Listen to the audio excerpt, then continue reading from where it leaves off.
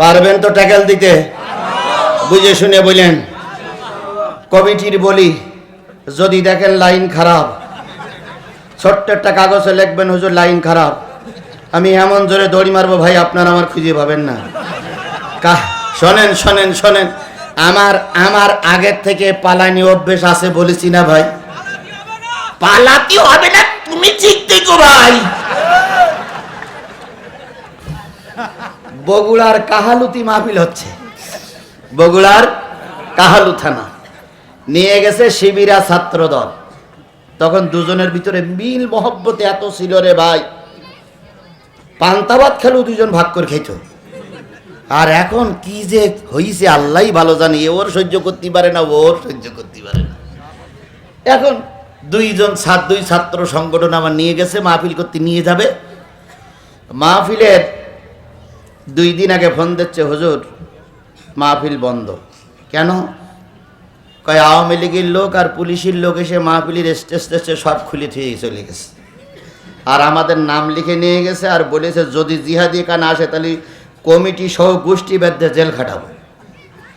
তাই আমি বললাম, বাপ তোদের টাকা দেওয়াও হয়ে গেছে, আর হলো মাহফিলের আর মাত্র 2 দিন বাকি। তো এই সময় মাহফিলটা বন্ধ করলে আমরা যে সব হেরে গেলাম, তা হয়তো হুজুর অত রিস্ক নিতে পারবো না।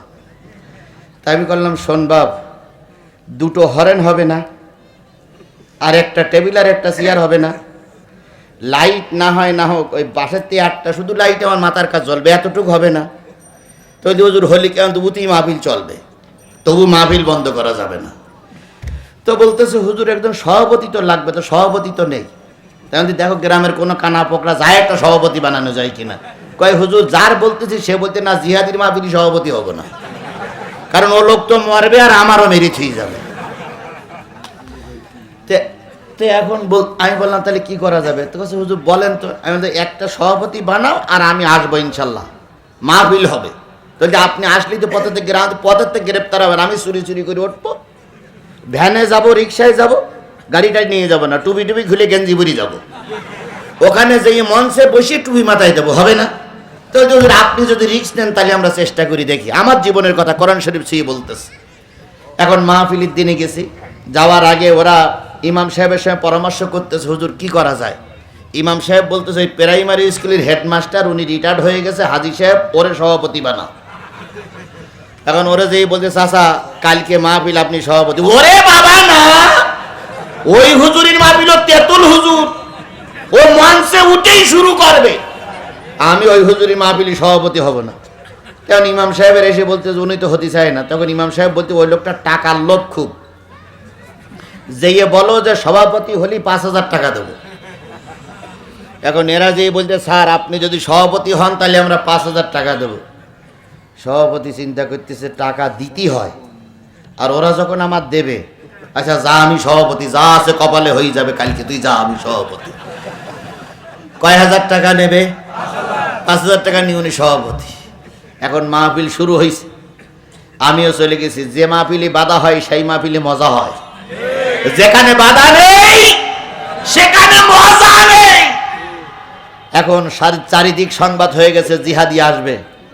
যেয়ে দেখি মাগরিবের আগেই লোক টপে টপ ফুল। আমি এশার নামাজের পরেই মঞ্চে উঠেছি, সভাপতি বসা, আমি 2 জন। আলোচনা চলেছে ঘন্টাখান, মানে পুলিশ আসছে ওই পর্যন্ত ঘন্টাখান সময় লেগেছে। এর মধ্যে পুলিশ ঢুকতেছে। সভাপতির নজর কখন পুলিশ ঢোকে, ওর কায়দা হলো যে কখন পুলিশ ঢুকবে, ও ওয়াজটা শুনতেছে না, শুধু টার্গেট কখন পুলিশ ঢুকবে। আর আমি মাইকলার স্টেজ ওঠার আগে বলেছি, খোকা আজকের মাহফিলটা খুবই রিক্সির মাহফিল, তুই আমার দিক তাকাই থাকবি। কই সে মাইকলা কই? ও ঠিক আছে, ওখানে থাকবা। তো আমি বলেছি বাবা তুই আমার দিক তাকাই থাকবি, তুই আমার দিক তাকাই থাকবি, চোখ মিটকি মারার সাথে সাথে লাইট অফ করে দিবি, আর যা করতে আমি করব। এখন সভাপতি আর আমি ওয়াজ চলতেছে, প্রায় 10 থেকে 15,000 লোক, আর মহিলারাও আছে, যার সেই লাঠি সোটা নিয়েই মহিলারা বসে আছে, আজকে একটা খেলা হবে। এখন ওই এক থানায় 16-17 জন পুলিশ থাকে, ওই 17 জন একসঙ্গেই ঢুকেছে, সব হেলমেট পরা। সভাপতি আগে পুলিশ দেখতে পেয়েছে, দেখে বলছে হুজুর, হুজুর পুলিশ, হুজুর পুলিশ। আমি চুপ করে বসেন আপনি, দেখা যাক কি হয়। পুলিশ ডাইরেক্ট হটমট করতে করতে এসে স্টেজের ওই সিঁড়ির পরে এক কান পা নিচে আর এক কান পা উপরে দেশে, আমি মাইকালার ও দেশে লাইট অফ করে, যেই না লাইট অফ করে দেশে ভাই সামনে কোরআন শরীফ, সেই আমি ওই সভাপতির ওখানে রেখে এই পাশটা থেকে পিছনের ওই কাপড় ছিঁড়ে ওই পাশে মারিছিলাম। জনগণ শিবিরা ছাত্র দল ওখান ছিল, ওরা আমার নিয়ে ভোদড়। কিছুক্ষণ পরে লাইট দেশে পুলিশ এসেছে, এসে সভাপতির বলতে হুজুর কই? তো সভাপতি বলতে এই জায়গায় তো ছিল, এই তো সে হুজুরি চশমা, সে কোরআন শরীফ এখন আলগা করা আছে, তো সে হুজুর গেল কই?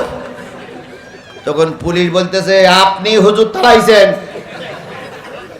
তখন ও লোক একটু রেগে মেগে উঠে বলতে, কথাবার্তারা হিসেব কিতে করে বললেন, আপনি ওসি সাহেব বললি বলে একা লেখা কিনে নেন নাই, আপনার ওই পাশটাই তো হুজুর নেমে গেল, আর আপনি এখন বলতেছেন হুজুর কই, হুজুর কই? হুজুর যদি না পাই আজকে হুজুরের বের করে দিয়ে তাই যাইতে হবে, হুজুর যদি গায়ে ভাই একটা পুলিশও যাইতে দেবো না। জনগণ বলতে নারাই তকবীর। আচ্ছা পুলিশের ভয় লাগবে না? লাগবে না? 15,000 লোক। এরপরে পুলিশ মাইকলা যে বলতে এই মাইক লাইট বন্ধ করলি কেন? তো মাইকলা বলতে স্যার লাইট তো আমি বন্ধ করিনি, লাইট তো সরকারে কারেন্ট বন্ধ করে দিয়েছে, তো কারেন্ট বন্ধ করে দিলে আমি লাইট জ্বালাবো কি করে? সবার কাজবাজ দেখে পুলিশ এসপি সাহেবের কাছে ফোন দিয়ে বলতেছে স্যার এই হুজুর বিরাট চালাক। তা বলতেছে কেমন? কয় স্যার কোরআন শরীফ আছে, চশমাও আছে, সিয়ারও আছে, সব কিছু আছে, কিন্তু মঞ্চে হুজুর নাই। আমরা ওটার পরপরই লাইট নিভাই দিয়ে সেই যে চলে গেল, হুজুর আর পাওয়া যাচ্ছে না। চেষ্টা করলে এ হুজুরি ধরা যাবে না। আচ্ছা বলুন তো সেই দিনটা আমার জন্য কত কষ্টের ছিল বলে? সেই কষ্ট কি এখন আর আছে? ওই আমার লাল জামা ভাই ঠিকই বলেছে, এখন আর সেই কষ্ট নাই। এখন বাংলার মানুষ জেগেছে, প্রয়োজনে আবার 36 জুলাইয়ের মতো রক্ত দেওয়ার জন্য তৈরি আছে। তবু কোন জালেম ফাসিকের কাছে বাংলার মুসলমানের মাথা নত করবে না। কারা কারা রাজি আছেন? দুই হাত উঁচু করে আল্লাহর নামে।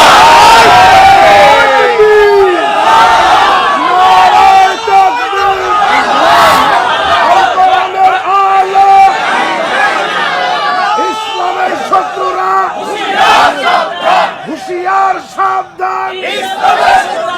নারায়ে তাকবীর। তাহলে আমি বলতেছিলাম আওয়ামী লীগ যারা করে জাহান্নামে দিতে পারলাম না, এরপরে যারা বিএনপি করে তাদেরকেও জাহান্নামী বলতে পারলাম না, যারা জামাত ইসলাম করে তাদেরকেও জাহান্নামী বলতে পারলাম না, যারা জাতীয় পার্টি করে তাদেরকেও জাহান্নামী বলতে পারলাম না, চরমনাই তাবলিগীর ভাইদের জাহান্নামী বলতে পারলাম না। তাহলে জাহান্নাম কি আলগা থাকবে? জাহান্নাম কি ফাঁকা থাকবে? এবারে জাহান্নামে যাবে কারা? আমি সেই কথাটাই বলি। আল্লাহ বলতেছেন, ও আমার ভাইয়েরা, আল্লাহ রাব্বুল আলামিন বলতেছেন ফি জান্নাতিন ইয়াতাসাআলুনা আনিল মুজরিমিন।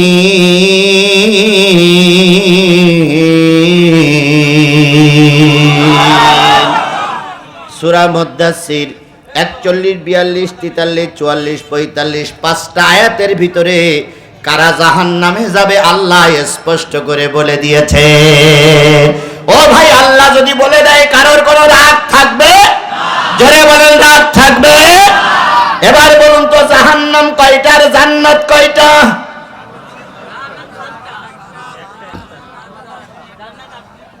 জাহান্নাম জান্নাত কয়টা? আসলে জান্নাতও একটা, জাহান্নামও একটা, কিন্তু একটা একটা পার্ট আলাদা আলাদা আলাদা আলাদা। মূল সব এক। এটা একটা খণ্ড, এটা আরেকটা খণ্ড, এটা আরেকটা খণ্ড, এটা আরেকটা খণ্ড। মূল হলো রূপসা পূর্বপাড়া সরকারি প্রাথমিক বিদ্যালয়, কিন্তু ক্লাস হচ্ছে class 1, class 2, class 3, class 4, class 5, এই যে 5টা কক্ষ, জাহান্নাম মূলত একটা কক্ষ। কয়টা? 7টা। আর জান্নাত মূলত একটা কক্ষ। কয়টা? 8টা। তাহলে 8টা জান্নাতের 8টা দরজার সামনে 8টা জিনিসের নাম লেখা আছে। 7টা জাহান্নামের সামনে 7টা জাহান্নামের নাম লেখা আছে। তার ভিতরে জাহান্নাম 7টার ভিতরে একটা হলো ওয়াইল। ওয়াইল নামক জাহান্নাম আছে না? আরেকটা হলো হাবিয়া, আরেকটা হলো লাজা, আরেকটা হলো হুতামা, আরেকটা হলো জাহান্নাম, আরেকটা হলো সাকার। তাহলে একই জাহান্নামের কয়টা অংশ? 7টা অংশ। তাহলে একটা জাহান্নামের নাম কি? সাকার। আমার আলোচনার বিষয় হলো এই সাকার নামক জাহান্নামে যাবে কারা? আজকের আলোচনার বিষয় হলো সাকার নামক জাহান্নামে যাবে কারা। এবার আসুন আবার যাই সূরা মুদ্দাসসিরের ভিতরে চলে যাচ্ছি 41। ফি জান্নাতি ইয়াতাসালুন আনিল মুজরিমিন। জান্নাতীরা আগেই জান্নাতে চলে যাবে। বলুন তো জান্নাতীরা আগে যাবে না জাহান্নামীরা আগে যাবে? জান্নাতীরা আগে চলে যাবে, কারণ জান্নাতীদের আল্লাহ কষ্ট দেবে না। বড় বড় আলেম ব্যক্তিরা বসে আছেন, জান্নাতীরা আগে জান্নাতে চলে গেল, আরামের সঙ্গে ঘোরাঘুরি করছে। নেতা কর্মী, স্বামী স্ত্রী, ভাই বোন, পাড়া প্রতিবেশী, আত্মীয় স্বজন নিয়ে জান্নাতের ভিতরে হেলান দিয়ে দিয়ে রকমারি খাদ্য খায়। দীর্ঘদিন পরে এক জায়গায় হয়েছে, গল্প গুজব করে। হঠাৎ করে শোনা যাচ্ছে সাকার নামক জাহান্নামের সামনে একদল মানুষ চেল্লা চেল্লি করতেছে। কেউ বলতেছে আমারে বাঁচাও, কেউ বলতেছে আমারে পানি দাও, কেউ বলতেছে আমার উদ্ধার করো, কেউ বলতেছে আমার দল কোথায়, কেউ বলতেছে আমার নেতা কোথায়, কেউ বলতেছে আমার নেত্রী কোথায়, কেউ বলতেছে আমার হুজুর কোথায়। বিভিন্ন কায়দায় কান্নাকাটি করতেছে। কান্নার আওয়াজটা জান্নাতীদের কানে পৌঁছায় গেল। জান্নাতীরা ক্ষণিকের জন্য গল্প বন্ধ করে জান্নাতের দরজায় অথবা জান্নাতের জানালায় এসে জান্নাতের পাশে এসে উঁকি মেরে দেখতেছে নিচে কারা কান্নাকাটি করতেছে। এবার নিচে যারা কান্নাকাটি করতেছে এর ভিতরে একদল রূপসার মানুষ জান্নাতে চলে গেছে, আর একদল মানুষ জাহান্নামের সামনে কান্নাকাটি করতেছে। ওই জান্নাতি মানুষগুলো জাহান্নামী লোকদের লক্ষ্য করে বলবে, মা সালাকাকুম ফি সাকার। ও রূপসার মানুষ, ও খুলনার মানুষ, ও সাতক্ষীরার মানুষ, ও বগুড়ার মানুষ, ও জয়পুরহাটের মানুষ, ও বরিশালের মানুষ, তোমরা জাহান্নামের সামনে কেন? আমিও এক এলাকার মানুষ, তুমিও এক এলাকার মানুষ, তুমিও রূপসার মানুষ, আমিও রূপসার মানুষ। আল্লাহ আমারে জান্নাত দিয়েছে, তুমি জাহান্নামে কেন?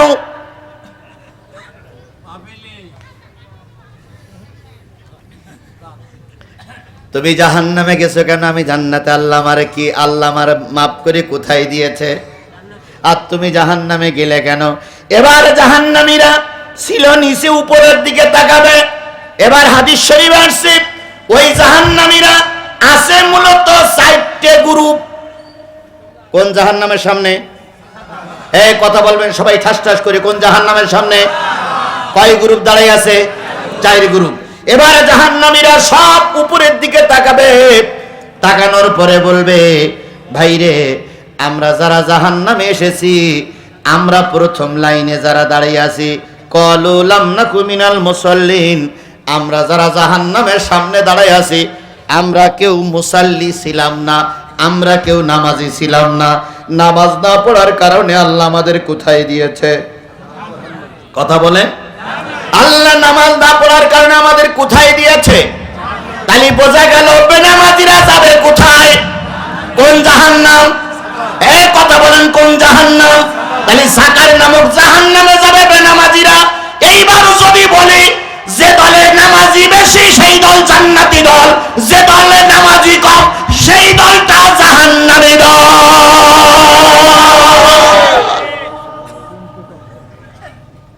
এবার আর বুঝতে সমস্যা হবে? এরপরেও যদি না বোঝেন তাহলে আমি চিন্তা করলে আপনি বিয়ে করলেন কেন, আর আপনার ছেলে মেয়ে হইল কি করি? আর যুবকেরা যদি এরপরেও না বোঝো তাহলে তোমরা বিয়ে করো না। কারণ কোরআনে এত সুন্দর করে স্পষ্ট করে বলার পরেও যদি না বোঝো তাহলে বিয়ে করলে ছেলে মেয়ে হওয়ার সম্ভাবনা তোমাদের নেই। আল্লাহ তোমাদের বোঝার তৌফিক দান করুক। তাহলে প্রথম সাকার নামক জাহান্নামের সামনে দাঁড়িয়ে আছে কয় গ্রুপ? তার ভিতরে প্রথম লাইনে দাঁড়িয়ে আছে যারা, তারা কারা? জোরে বলেন তারা কারা? বেনামাজি। এই বেনামাজির কাতারে নারীরাও থাকবে, পুরুষেরাও থাকবে। মা বোনেরা ভালো করে শুনে যান, যারা জাহান্নামে যাবে তারা বেনামাজি।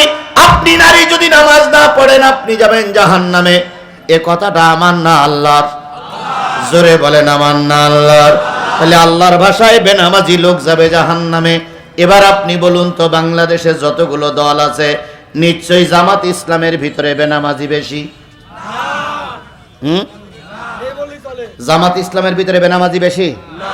জামাত ইসলামের ভিতরে গাঁজাখোর বেশি? জামাত ইসলামের ভিতরে বিড়িখোর বেশি? জামাত ইসলামের লোক মদ খায় বেশি? জামাত ইসলামের লোক ভোট চুরি করে বেশি? জামাত ইসলামের লোক মিথ্যা কথা বলে বেশি? তাহলে সব যদি ভালো হয় তাহলে ভোটের সময় ভোটটা জামাত ইসলামের দেন না কেন?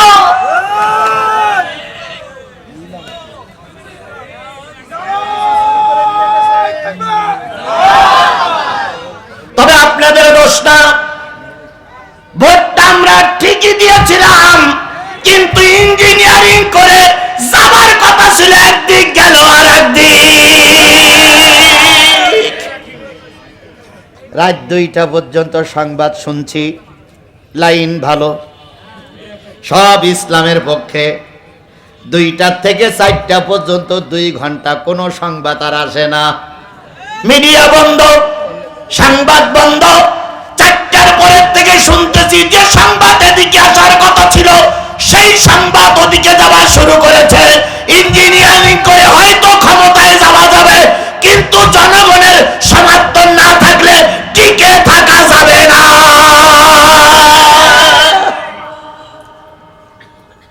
নারায়ে তাকবীর! নারায়ে তাকবীর! আল কোরআনের আলো! নারায়ে তাকবীর! তাহলে যদি আওয়ামী লীগের ভিতরে বেনামাজি বেশি থাকে তাহলে ধরে নেব আওয়ামী লীগ জাহান্নামী দল। যদি বিএনপির ভিতরে বেনামাজি বেশি থাকে ধরে নেব বিএনপিও জাহান্নামী দল। যদি জামাত ইসলামের ভিতরে বেনামাজি বেশি থাকে ধরে নেব জামাত ইসলাম জাহান্নামী দল। এবার নির্বাচন করবেন আপনারা, সিদ্ধান্ত নেবেন আপনারা, ভোট দেবেন আপনারা। আমি কোন দল জাহান্নামী আর কোন দল জান্নাতি বলতে পারবো না, কারণ বললে আমারও খবর আছে। আমার দায়িত্ব মালাইনা ইল্লাল, আমার দায়িত্ব পৌঁছাই দেবার, সিদ্ধান্ত নেবার দায়িত্ব আপনাদের। এবার কিছু লোক বলতেছে হুজুর বাড়াই বাড়াই বলতেছে দলিল দেয় না কেন? দলিলটা দেই নেন। কিয়ামতের দিন আল্লাহ বলবে ইয়াউমা নাদউ কুল্লা উনাসিম বিইমামিহিম, কিয়ামতের দিন সকল নেতা সহ অনুসারীদের ডাকা হবে। নেতারা থাকবে সামনে, অনুসারীরা থাকবে পিছনে। নেতা যদি জাহান্নামে যায় ও অনুসারীরা তোমাদেরকেও জাহান্নামে যাওয়া লাগবে। হাদিসটা শুনুন, মান তাশাব্বা বিকওমিন ফাহুয়া মিনহু, যেই জাতি যেই গোষ্ঠীর সঙ্গে দুনিয়ায় ওঠা বসা করবা ওই জাতি ওই গোষ্ঠী কিয়ামতের দিন যেখানে থাকবে তোমাদেরকেও সেখানে থাকা লাগবে।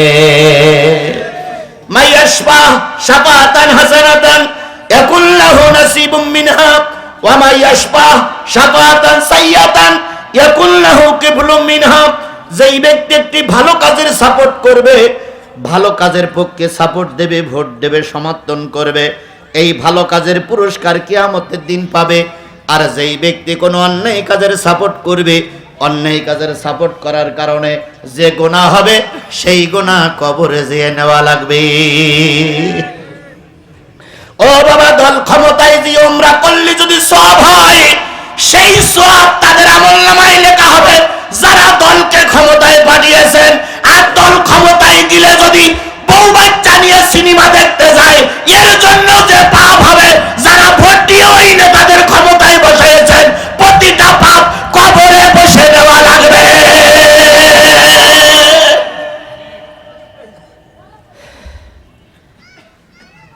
কথা ক্লিয়ার? কথা ক্লিয়ার? তাহলে আল্লাহ বলতেছে যেই দলের বেনামাজি বেশি সেই দলটা জাহান্নামী দল। আগামী আরো দিন আমাদের বাঁচতে হবে, আপনারা বুঝবেন যে কোন দলের ভিতরে বেনামাজি বেশি। সেই দলটা যদি জাহান্নামী দল হয়, তাহলে আজকে কোরআন শপথ নিয়ে কি এ মর্মে শপথ করতে পারি যে যে দলে নামাজি বেশি সেই দলে থাকব। নামাজি লোকদের সঙ্গে থাকতে হবে। থাকতে রাজি আছেন আপনারা? আমি কিন্তু কোনো দলের পক্ষে সাপোর্ট নিচ্ছি না, কোনো দলের পক্ষে বায়াত নিচ্ছি না। আমি বলছি যেই দলে নামাজি বেশি আমরা সেই দলে থাকব। কারা কারা নামাজিদের সঙ্গে থাকতে রাজি আছেন? দুই হাত উঁচু করে দেখান তো। উল্টো বসবেন না, মোটো উল্টো বসবেন না, মোটো উল্টো বসবেন না, উল্টা বোঝাবেন না। আমরা কিন্তু নয় দানা বলো, উল্টা বসবেন না, উল্টা বোঝাবেন না। আমি কোন দলের দালালি করার জন্য আসিনি। আমি শুধু বলেছি যেই দলে নামাজি লোক বেশি সেই দলটা জান্নাতি দল। এটা কি আমার কথা না আল্লাহর কথা? লাম নাকু মিনাল মুসাল্লিন। সাকার নামক জাহান্নামের সামনে দাঁড়িয়ে আছে কয় গ্রুপ? তার ভিতরে প্রথম লাইনে যারা দাঁড়িয়ে আছে তারা কারা? যারা এখানে অন্য দলের ভাইরা আছে, আমি আপনার পায়ে ধরে বলতেছি, কোরআন শরীফ এখন বাংলায় লেখা উঠেছে। এখানে আমি যে কোরআন শরীফটা পড়তেছি এর প্রতিটা অক্ষরের নিচে, প্রতিটা শব্দের নিচে, প্রতিটা আয়াতের নিচে বাংলায় তরজমা করা আছে। আপনি যদি মনে করেন আমি ভুল ব্যাখ্যা করছি, দয়া করে মঞ্চে শুন, আমার আয়াতের সঙ্গে আপনি কথাগুলো মিলান। যদি মনে করেন যে হুজুর ওইখানে যে কথা বলার সৎসাহস আমার নাই, অ্যান্ড্রয়েড সেট আছে না সবার হাতে হাতে? এই যে বড় সেট আছে না সবার হাতে হাতে? এর ভিতরে কোরআন শরীফ আছে না নাই? বাংলায় তরজমা, অর্থ সহ, ব্যাখ্যা সহ তাফসীর আছে না নাই? আপনি দয়া করে সূরা মুদ্দাসসিরের 41, 42, 43, 44, 45টা আয়াত, এই 5টা আয়াত আপনি ওখানে বসে বসে মিলান। এই যেমন একটা সিটি আসছে, এরকম সিটির নিচে আপনি লিখে দেন যে হুজুর আপনি যে সূরা মুদ্দাসসিরের 41 নম্বর আয়াতের ব্যাখ্যা করলেন সেটা এখানে লেখা নেই, কি লেখা আছে ওইটা আমার জানাই দেন। যদি কোরআন শরীফ সহি থাকে, কোরআন শরীফে লেখা থাকে, আর আপনার বাপ মা যদি বৈধ হয়, আর আপনার জন্মের দিন যদি আপনার বাবা ঘরে থেকে থাকে, আপনার বাবার রক্তে যদি আপনার জন্ম হয়, কানে যদি আযান হয়ে থাকে, এই কোরআন আপনি মানবেন। আর যদি কানে আযান না হয়ে থাকে, যদি অন্য বাপ দিয়ে আপনার জন্ম হয়, কোরআন শরীফ আপনি মানবেন না। আপনার মানার দরকার নেই, কারণ আপনার রক্তে ভেজাল, রক্তে ভেজাল, রক্তে ভেজাল।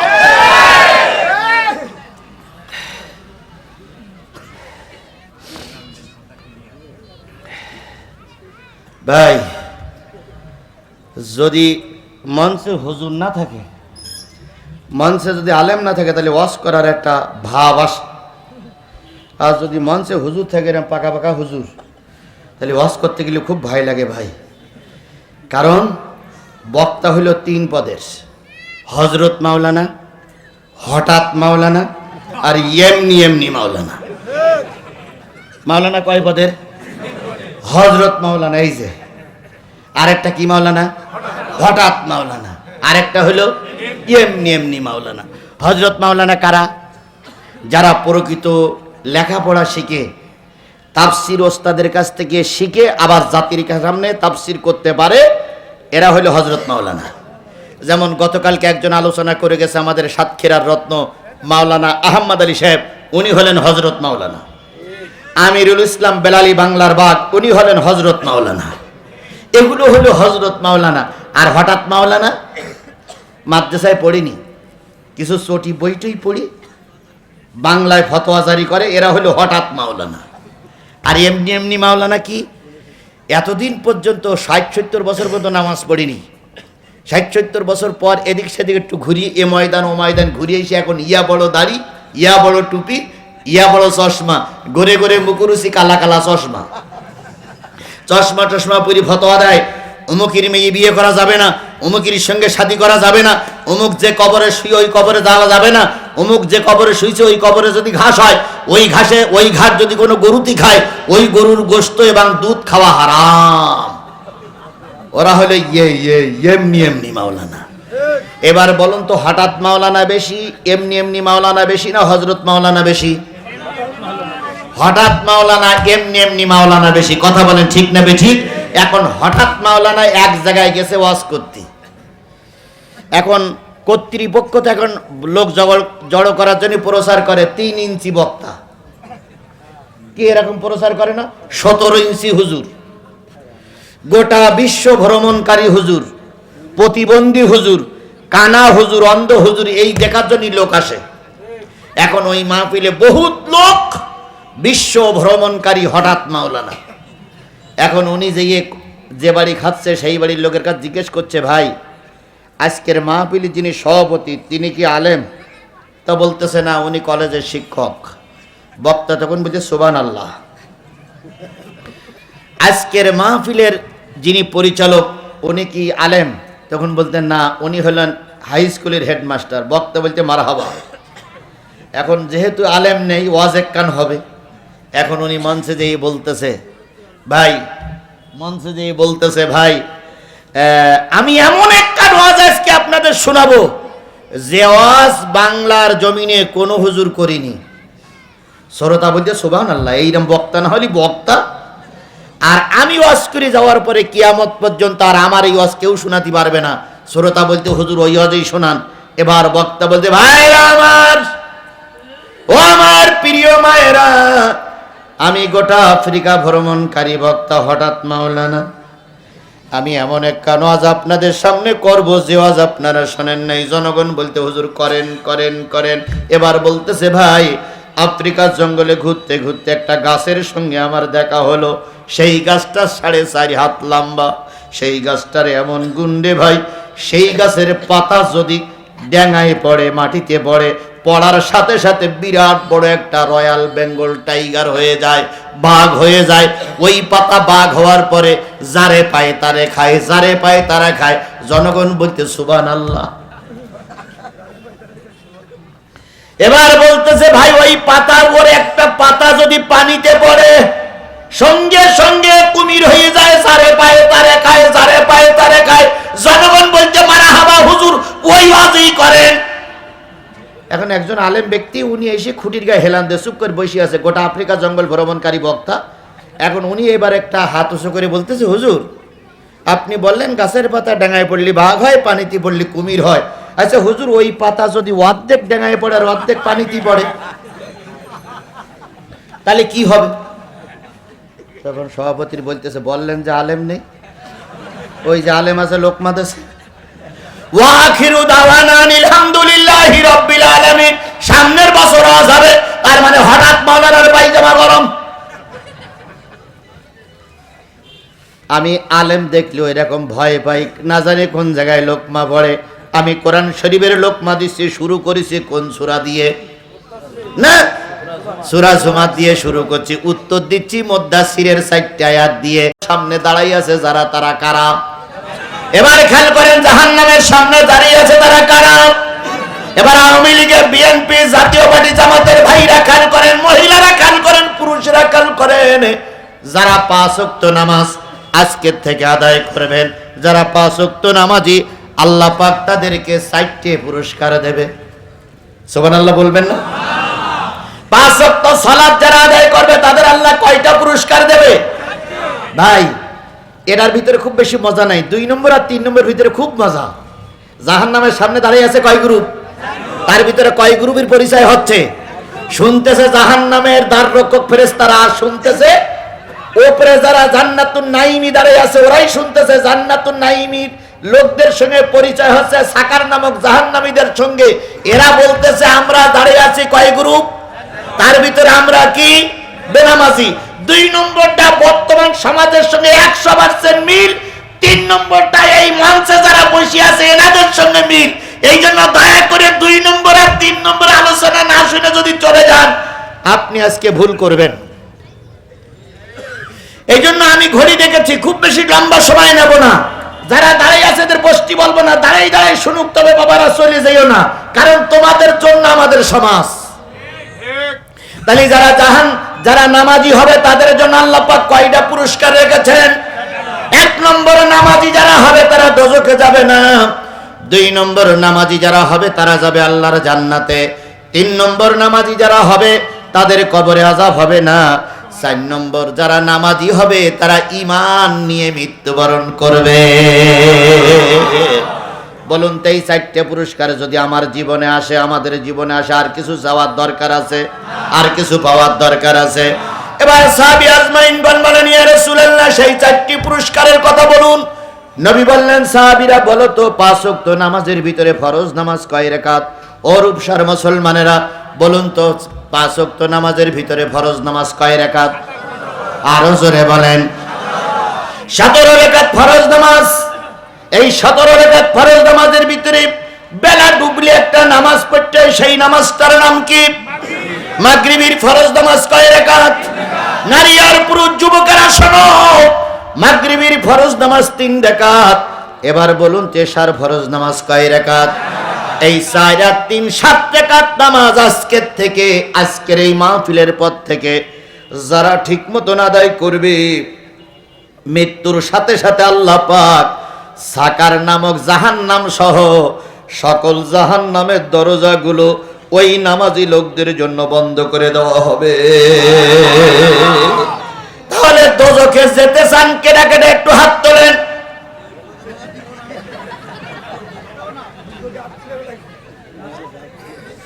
দোজখে যেতে চান কেডা কেডা হাত তোলেন, আছেন কেউ? তাহলে দোজখ বন্ধ দোয়া করি হবে না, দোজখ বন্ধ ফট করি হবে না, দোজখ বন্ধ ইঞ্জিনিয়ারিং করে হবে না, দোজখ বন্ধ হবে নামাজের বিনিময়ে, সেটা মাগরিবের নামাজ আর এশার নামাজ। সুতরাং নারী পুরুষ যত লোক আজকে ওয়াজ শুনলাম, টার্গেট নেব যতদিন বেঁচে আছি দোজখের দরজা বন্ধ করতে যেই আল্লাহর সাহায্য নেব। এর জন্য মাগরিবের নামাজ আর এশার নামাজ কাজা করব না। এবার আসুন তো ভেস্তে যেতে চান কারা কারা, একটু হাত তোলেন তো। ভেস্তে কারা কারা যেতে চান? ওরে আল্লাহ, হাত নামান। আচ্ছা, এর ভিতরে সুদখোর নাই? ভাই একটু হাত তোলেন তো। যারা সুদখোর আছেন হাত তোলেন তো ভাই। তুলবে না ভাই। ঘুষখোর আছেন একটু হাত তোলেন। ভোট চোর আছেন হাত তোলেন। তুলবে না। তাহলে আমি আপনাদের লজ্জা দেব না, শুধু এতটুকু বলি, জান্নাতে যদি যেতে হয় জোহরের নামাজ আর আসরের নামাজ, জোহরের ফরজ নামাজ কয় রাকাত? আসরের ফরজ নামাজ কয় রাকাত? 4 আর 4 কত হলো? এই 8 রাকাত নামাজ নারী অঙ্গনে যারা বসে আছেন, পুরুষের অঙ্গনে যারা বসে আছেন, আজকের থেকে নিয়ত করে 8 রাকাত নামাজ সঠিকভাবে আদায় করবেন খুশু খুজুর সহিত। আপনি মৃত্যুর সাথে সাথে 8টা জান্নাতের মালিক আল্লাহ আপনারে বানাইয়ে দেবে। তাহলে দোজখ বন্ধ করতে গেলে কিসের দরকার? জান্নাত যেতে গেলে কিসের দরকার? এবার আসুন, কবরে মারা যাওয়ার পরে আযাব যদি বন্ধ করতে চান সেটাও কিসের দরকার? নামাজের দরকার। সাহাবী আজমাইনগণ বললেন, ইয়া রাসূলুল্লাহ 8 আর 7 15 রাকাত নামাজের পুরস্কার বললেন, আর 2 রাকাত নামাজের পুরস্কার বলুন। নবী বললেন, বলো তো ফজরের নামাজ কয় রাকাত? সাহাবীরা বললেন, ফজরের ফরজ নামাজ কয় রাকাত? এই 2 রাকাত নামাজ আজকের থেকে জানার পর থেকে যে বাজার আদায় করবে, আল্লাহ রাসূলের ভাষা হলো তাদের কবরে আযাব হবে না, আর তারা মরার সময় শয়তানের ওয়াসওয়াসায় পড়বে না। তারা মরার সময় ঈমান নিয়ে মৃত্যুবরণ করবে। তাহলে কবরের আযাব বন্ধ করতে গেলে কি দরকার? ঈমান নিয়ে মৃত্যুবরণ করার জন্য কি দরকার? জান্নাতে যেতে যাওয়ার জন্য কি দরকার? জাহান্নাম বন্ধ করার জন্য কি দরকার?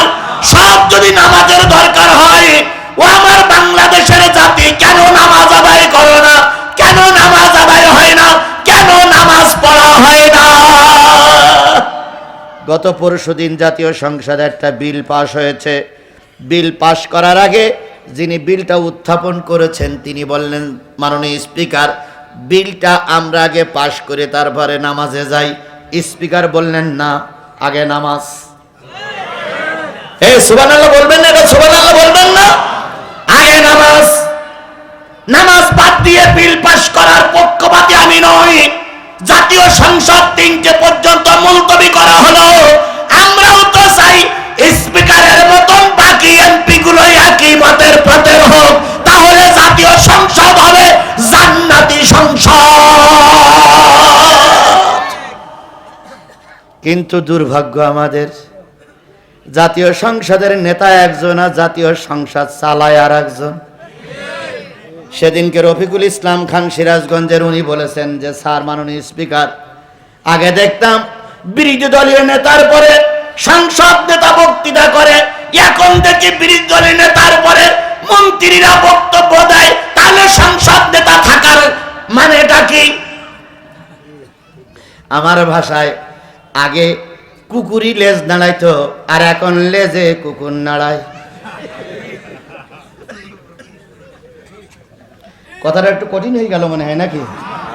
কথাটা কঠিন হয়ে গেল। আগে দেখতাম কুকুরই কি নাড়ায়, আর এখন লেজে কুকুর নাড়াচ্ছে। তার মানে এখন আর নেতাদের দাম নেই, চুনো ফুটি যারা সেই কোটারই দাম এখন।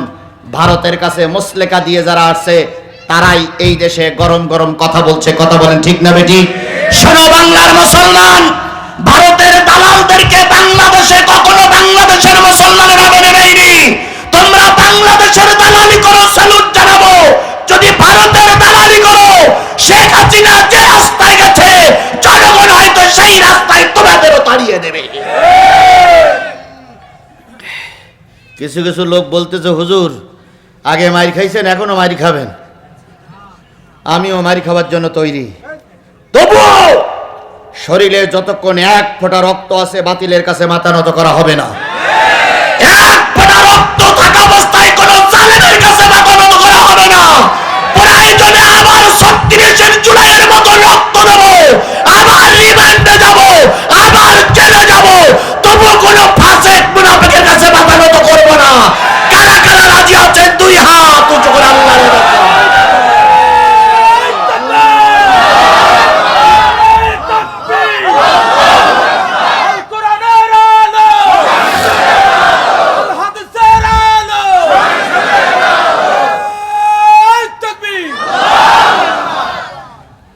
আর 3টে পয়েন্ট আলোচনা করব। ঠিক আছেন তো আপনারা? ঠিক আছেন তো আপনারা? উঠলো কেন? উঠলো কেন? গেঞ্জি গাছ উঠলো কেন? বসুন বসুন। এক বন্ধ থাক, এক একটু বন্ধ থাক ভাই। আমি কোনো অবস্থায় 12:30টার উপরে যাব না। আমার ইনশাল্লাহ আমার হাতে আর সময় আছে মাত্র 30 মিনিট। কয়টা পয়েন্ট আলোচনা করতে হবে? কেন একটা বলেছি, আর 3টা পয়েন্টের আলোচনা করতে গেলে আপনারা ওঠাচলা করলে তো আলোচনা হবে না। এতক্ষণ 1-1.5 ঘন্টা বসে আছেন। 10:30টায় শুরু করেছি, এখন বাজে 12টায় 1.5 ঘন্টা হয়ে গেছে। আর আধা ঘন্টা সময় থাকা যাবে না? এই কথা বলেন, থাকা যাবে না? যদি মনে করেন হুজুর পেশাব 1 নম্বর, এই যে বসে আছেন কিসের পরে? না না না না না, ত্রিপলের পরে বসে আছেন। দেখেন তো ত্রিপলের যেখানে জোড়ন আছে অথবা যেখানে ফাটাফুটো আছে, আস্তে করে ওই জায়গায় যান, যে ফাঁক করে নিচের দিক ঢুকাই দেন। যা হয় অধিক হোক বালিটিতে নিনেক, তবু অষ্টা ধ্বংস করেন না ভাই। আপনার দেখা দেখে আরো 5 জন যদি চলে যায়, আপনি 6 জনের গোনা নিয়ে বাড়ি যাবেন। এই জন্য দয়া করে আমার দিকে আলোচনা তারপরে মুরব্বী ওঠে, দয়া করে কেউ ওঠাচলা করবো না ইনশাল্লাহ, পারবো না। আর 20-25 মিনিট থাকতে পারবো না ইনশাল্লাহ।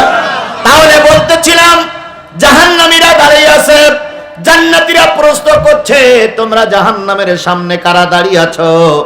ওরা বলল, আমরা কি বেনামাজি। তাহলে বেনামাজি লোক জাহান্নামে যাবে, এর ভিতরে কোনো সন্দেহ নাই। তাহলে আওয়ামী লীগ, বিএনপি, জাতীয় পার্টি, জামাত ইসলাম, যেই দলে বেনামাজি বেশি সেই দলটা জাহান্নামী দল। এবার আপনারা হিসেব করে নেবেন কোন দল জাহান্নামী দল। কিন্তু আমাদের দেশ হলো এমন একটা দেশ, সংখ্যা বেশি হলেও কুলানো যায় না। 51% ভোট যারা পেয়েছে তারা সরকারে, 70% ভোট দিলাম কিসের জন্য? হ্যাঁ, ভোট দিলাম কিসের জন্য? গণভোটের জন্য, সংস্কারের জন্য। 70% ভোটকে আপনারা বিদ্যাঙ্গুলি দেখালেন। 51% ভোট পেয়ে যদি আপনার ক্ষমতায় থাকার অধিকার থাকে, আমরা 70% লোক ময়দানে নেমে আপনার নামানোর অধিকারও আমাদের আছে।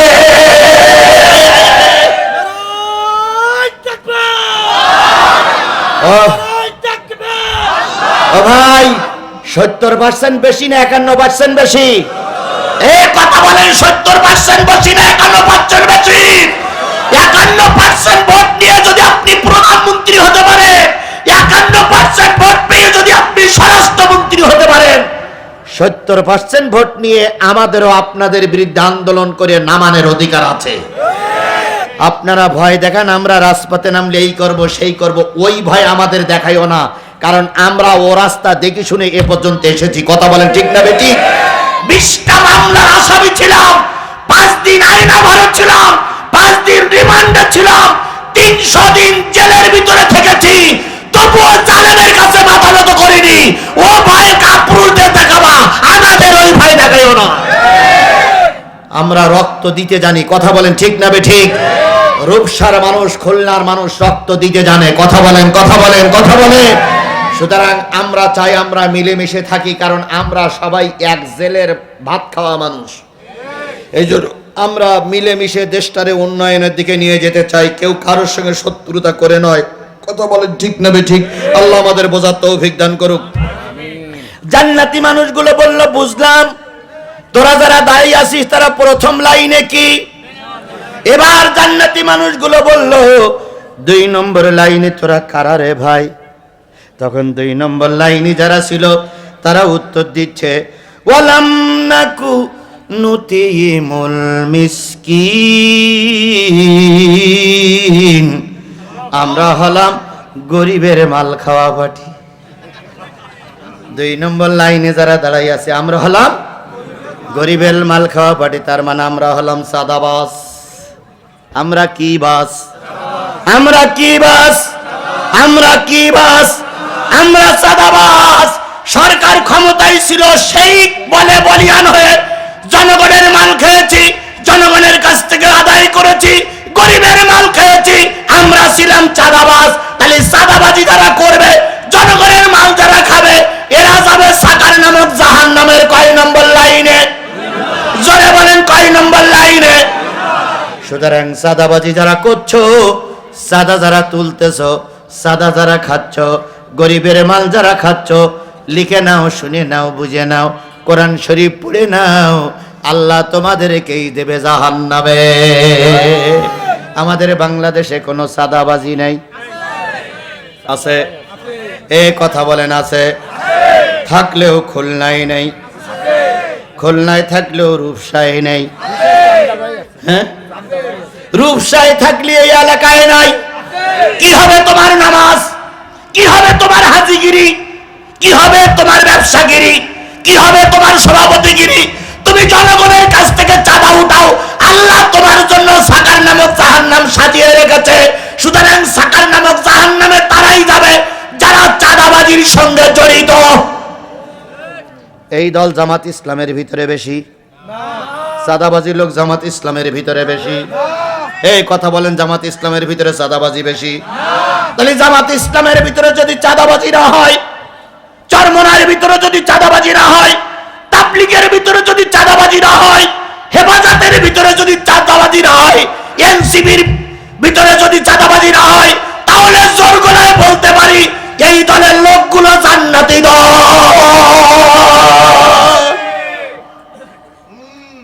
এরপরে তোমরা আমার শত্রু মনে করো, না না ভাই, আমি তোমাদের শত্রু নয়, তুমি আমার শত্রু নয়। এসো আমরা কোরআন মানি, কোরআন দিয়ে সমাজ গড়ি। কারণ কোরআনের আন্দোলন যারা করে, আর তারা যাই হোক জনগণের মাল মেরে খাবে না। তাহলে চাঁদাবাজি গুরু আমাদের সমাজে আছে না নাই? 2-1টার নাম বলি। এই যে রোজার ঈদ হয়ে গেল, কিসের ঈদ? রোজার ঈদে সৌদি সরকার কিছু খেজুর পাঠাইছে প্রতিটা এমপির নামে নামে। বলুন তো, এই খেজুরগুলো গরিবের হক না বড় লোকের হক? আরো জোরে বলেন, কাদের হক? এই খেজুরগুলো গরিবের যে এমপি দেয়নি, ভাই কথা না বলি, এই খেজুরগুলো যে এমপিরা গরিবের দেয়নি, না দিয়ে সামারি বাড়ি পাঠালো, বেরি বাড়ি পাঠাইলো, ভাইরি বাড়ি পাঠাইলো, নিজেরা ভাগ বাটারা করে খাইলো।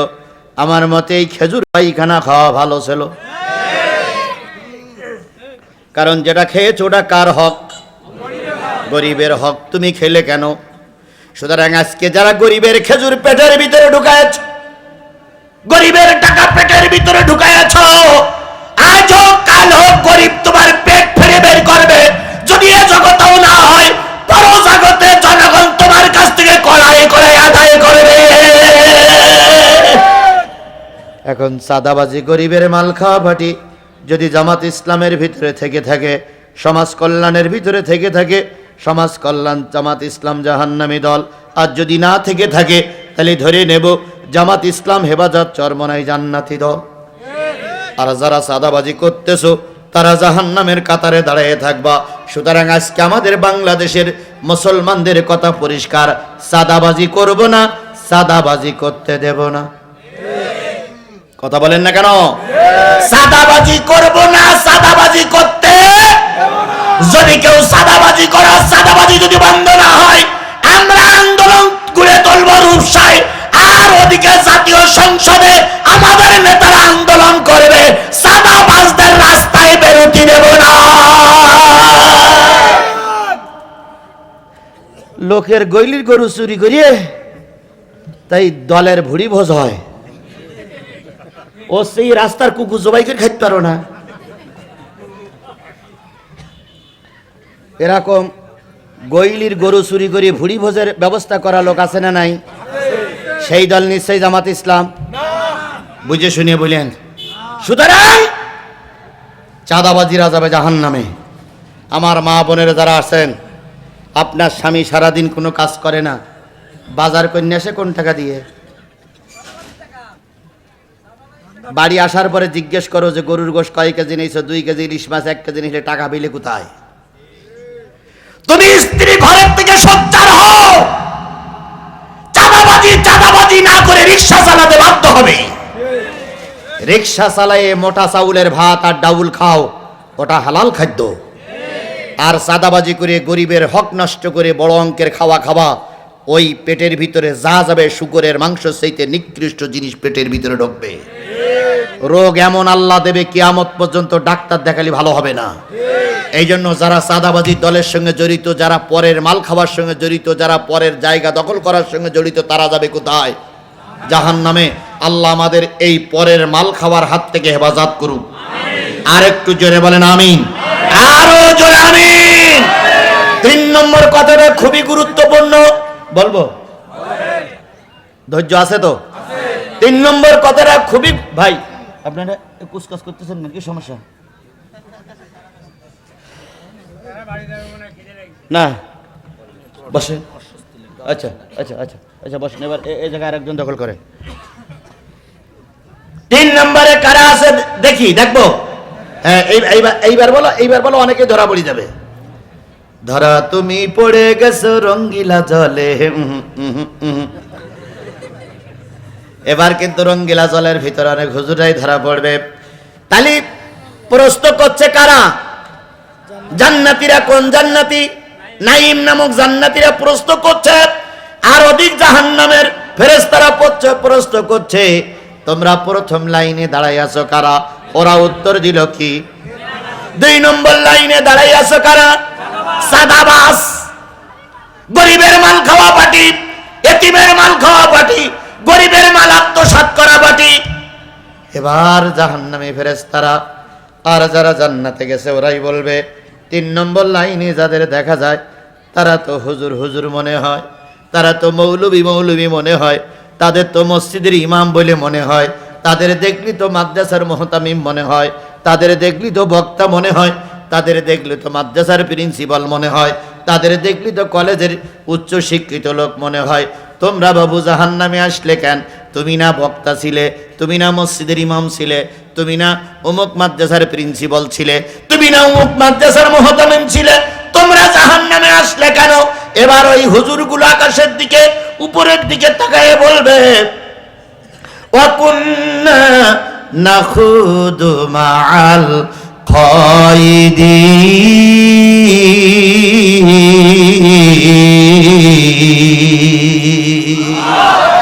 আমরা 3 নম্বর জাহান্নামের লাইনে ধরে দাঁড়িয়ে আছি। আমরা ছিলাম দিন কায়েমের বিরোধী শক্তি, আমরা হুজুর ছিলাম, আমরা বক্তা ছিলাম, আমরা আলেম ছিলাম, আমরা মসজিদের ইমাম ছিলাম, আমরা মুহতামিম ছিলাম, আমরা মাওলানা ছিলাম, কিন্তু দিন কায়েমের পক্ষে ছিলাম না। এরকম দিন কায়েমের পক্ষে নাই এরকম বক্তা, এরকম হুজুর আমার দেশে আছে না নাই? আরো জোরে বলেন তো আছে না নাই? সব হুজুরগুলো যদি আজকে আমরা এক প্ল্যাটফর্মে থাকতাম, ও ভাই, আজকে ইসলাম জাতীয় সংসদে প্রতিষ্ঠা হয়ে যেত। সব জালিমেরা এক হতে পারল, সব মুনাফিকরা এক হতে পারল, পালানে আর দেশের দুইজন এক হতে পারল, আমাদের দেশের হুজুররা কেন এক হতে পারল না? কথা বলেন ঠিক না বেঠিক?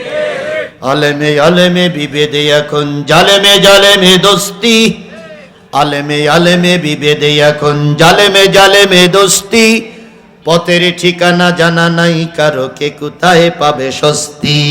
আলেমে আলেমে বিভেদে এখন জালেমে জালেমে দোস্তি, পথের ঠিকানা জানা নাই কারো, কে কোথায় পাবে স্বস্তি। আজকে মুসলমানরা মার খায় মুসলমানদের জন্য। কথা বলেন, কথা বলেন। ইরান আজকে মার খাচ্ছে শুধু মুসলমানদের জন্য। যদি মুসলমানরা ইরানের পক্ষে থাকতো, ইরানের একটা মানুষের মৃত্যুবরণ করা লাগতো